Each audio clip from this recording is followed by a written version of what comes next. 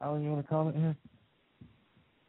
Amos speaks about, I think it's about in the 8:8 area, of great waters being brought up over Tyre, I believe it is, that they'll never be seen again.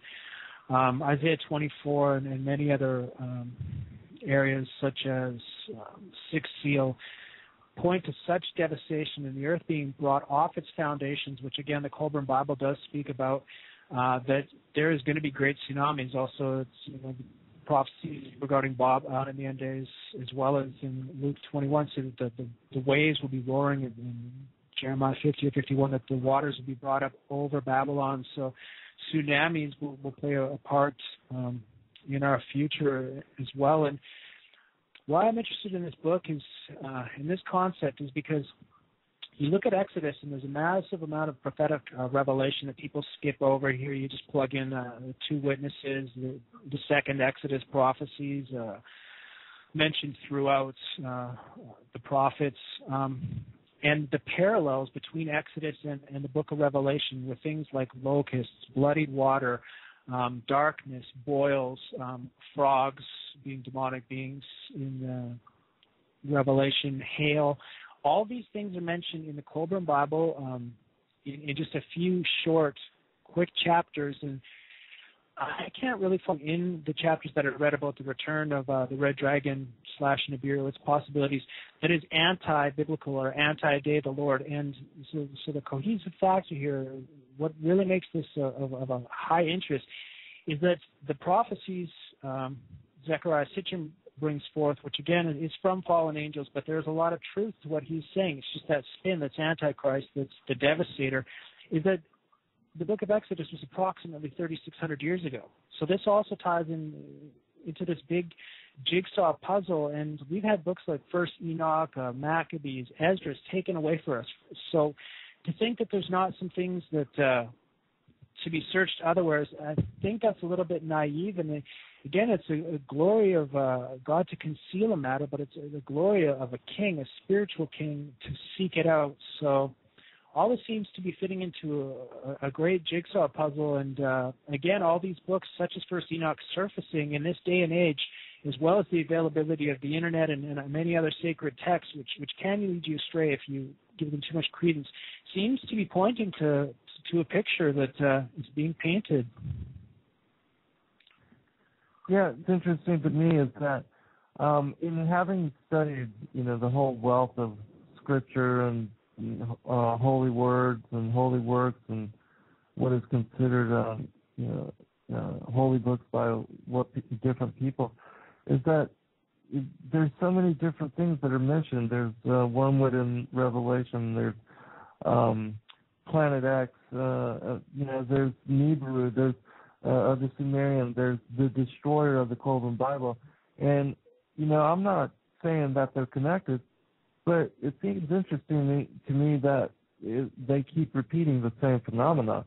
And so, whether we give any credence to whether these events are going to happen in the future or not, or a planet Niburu coming back towards the earth or not,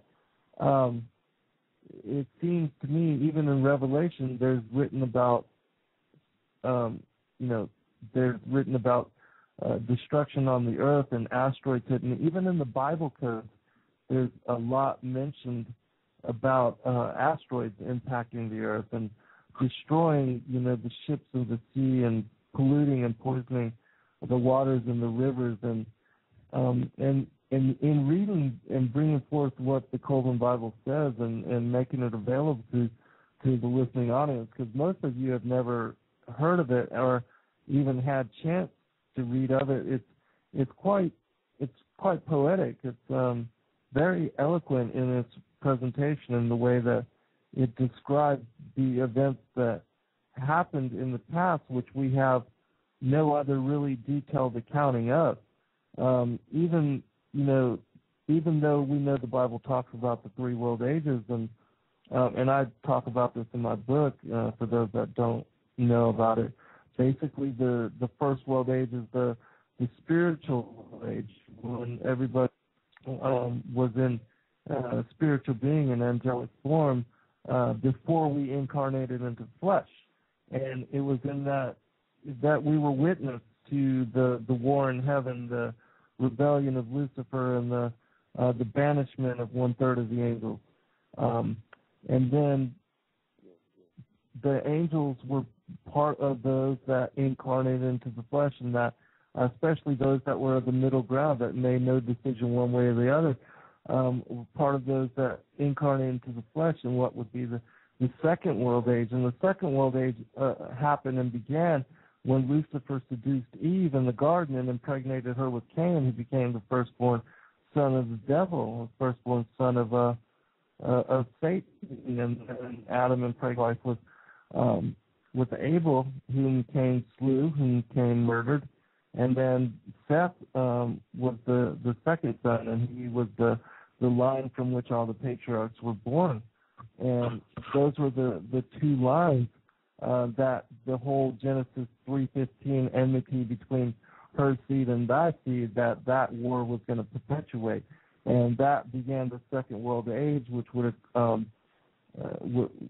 go on for 7,000 years, according to Scripture, that there would be, much like 7 days of creation, 7,000 years, these 7 days, which would make up the second world age.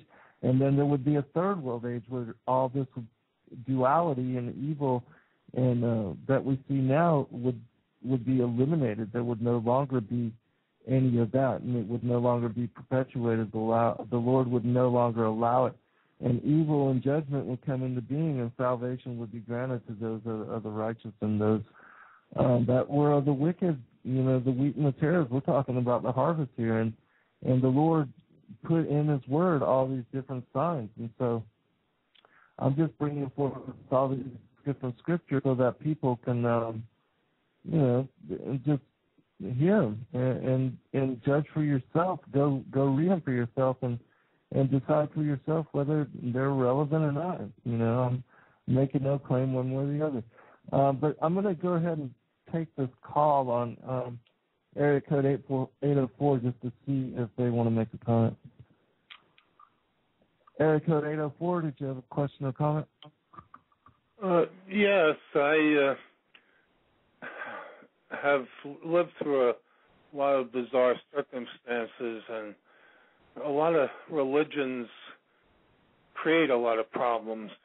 And I think what people have to do is really look within and try and, whatever they've done in their past, become more spiritual and loving with one another, and look into whatever spiritual religions they want, but with caution.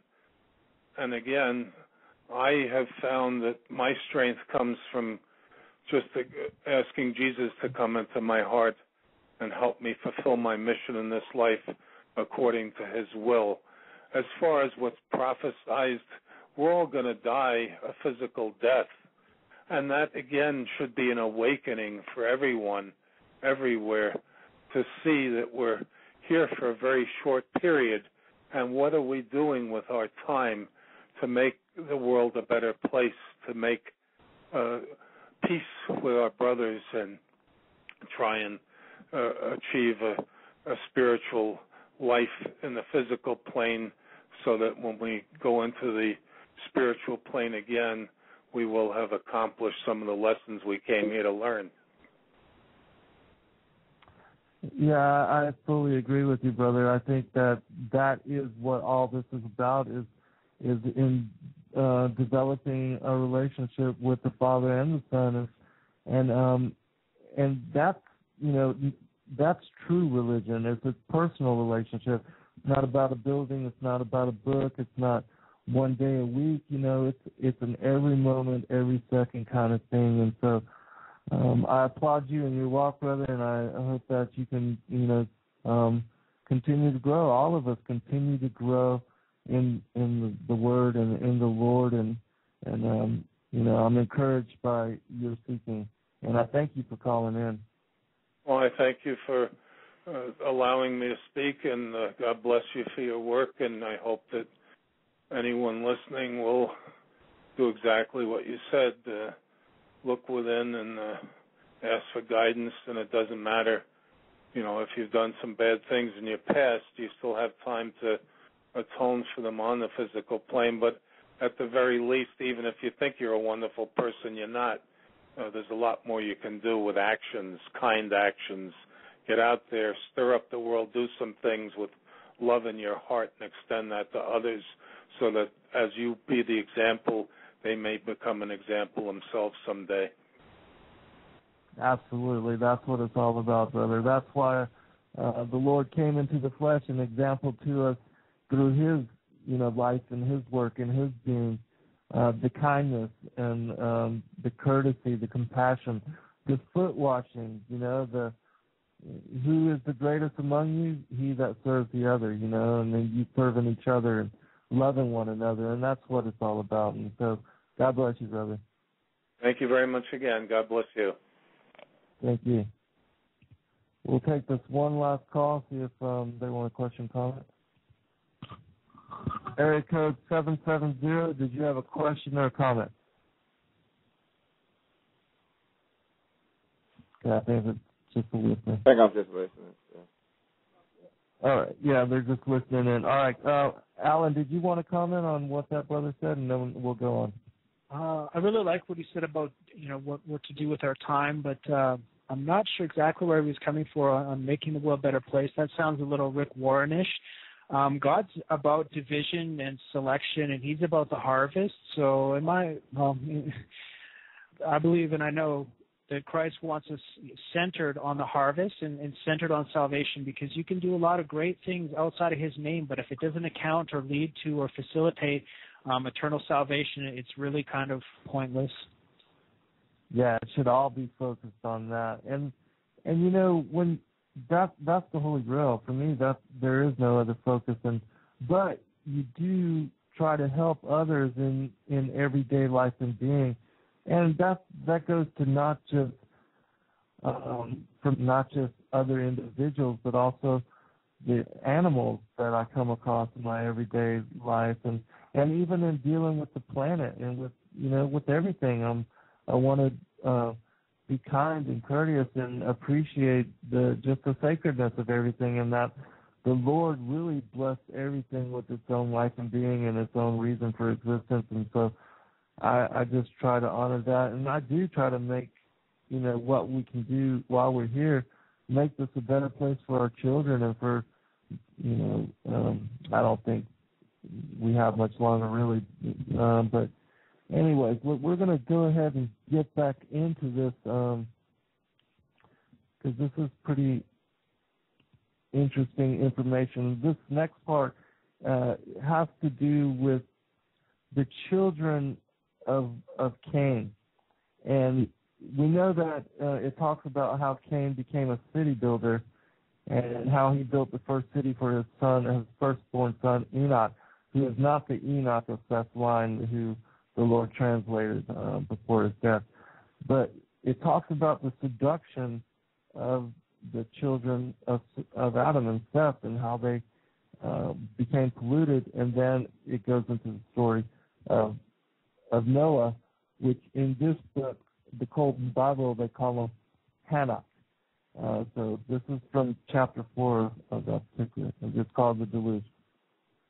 It is written in the great book of the Firehawks that earth was destroyed twice, once altogether by fire and once partially by water.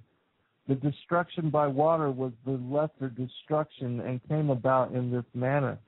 The people of those times spurned all spiritual things, and men lived only for pleasure, caring little for the good of mankind or the future of the people. Lewdness and lies were upon the tongues of all men, and brother could not deal justly with brother. The princes and governors and proper tribute was not paid. The statutes were held up to scorn. The lives of men were ruled by their desires, and they spent their days in gluttony, drunkenness, fornication, dancing and singing to instruments of music. The land was unattended, for men dissipated their strength in unproductive lusts and pleasures. Women lack shame, for many would cast their glances after one man. Men fought among themselves and even slew one another because of their lust for worthless women. While the chaste women were not sought, they were even rejected, for men declined the effort of being worthy of them in the eyes of their fathers. Wives were unhonored, and only the women of pleasure commanded the attentions of men. Women were unclean and immodest, and men lay with them shamelessly in the presence of one another. Old women were more lustful than even the young ones, while virgins were seduced and corrupted in their childhood. Fathers fornicated before their sons and were admired for their prowess. They made no distinction between their sons and other men, or between their wives and other women. Deceit and violence were seen on every hand. To the east and north were high mountains, upon which dwelt a tribe called the sons of Nazera, the men of the mountains, who were hardy men and mighty hunters, skilled in the chase and valiant in battle. The men were upright, their wives were faithful, and their sons noble. In their hearts were no unworthy thoughts, no envy or hate, no malice or deceitfulness. They did not smile before a man's face, uttering smooth words. Then, when he turned his back, reach out to stab him. In their wives and daughters there was no impure longing, and neither cursing nor lying was heard among them. The womenfolk respected their men and decorum, yet there were men with men's ways, abhorring all forms of unmanliness and degeneracy. Therefore, the treasures in the cities of the plains and the weakness of the people to whom these belonged did not go unnoticed by the sons of Nazera. So they said among themselves, "Let us go down and do a good deed among these people. Let us show them the ways of men who are strong, making them slaves, and possessing ourselves of their goods." This talk continued among the men in the marketplaces and gatherings until they were stirred up to deeds, and they gathered together a war band of fighting men. The mountain men chose leaders from among themselves after their custom and prepared to fall upon the soft-living people of the plain and to become their masters. When the chiefs of the mountain men saw what was happening, they became wroth and ordered their men to return to their flocks and pastures. The chief of chiefs stood up before the gathered warband and said, "It is our decree that this thing shall not be done. You must not go down from these mountains bringing the sword to these people. Leave them alone, as rotted fruit is left on the tree to wither and die. Leave them to follow their own ways a little longer, and in the fullness of time they will destroy themselves. Make no wizards among your own. If you go down there carrying fire and sword, you may find a trap laid for you among the flesh pots. The attraction of their pleasure and the temptation of their luxuries is too strong. Men such as you, like the lure of flame, have for the moth.